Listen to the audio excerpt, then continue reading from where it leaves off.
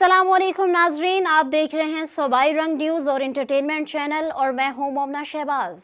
सबसे पहले नज़र डालते हैं आज की आम खबरों पर। खबर शामिल करते हैं भक्कर से। हमारे ब्यूरो चीफ सैयद मुशर्रफ अली शाह की रिपोर्ट के मुताबिक ज़िला इंतज़ामिया का गिरां फरोशों ज़ख़ीरा अंदोज़ों के खिलाफ तसलसल के साथ कार्रवाइयों का सिलसिला जारी।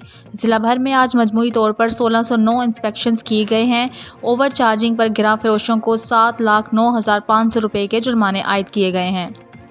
3 FIR दर्ज की गई हैं। 9 मुख्तलिफ दुकानों गोदामों को सील किया गया है और ज़िला भर से 39 अफराद को गिरफ्तार किया गया है। वज़ीर आला पंजाब मरियम नवाज शरीफ के अहकामात पर रमज़ान अल मुबारक में ज़िले इंतज़ामिया गिरां फरोशों ज़ख़ीरा अंदोज़ों के खिलाफ रोज़ाना की बुनियादों पर कार्रवाइयाँ जारी हैं। डिप्टी कमिश्नर डॉक्टर नूर मोहम्मद आवान।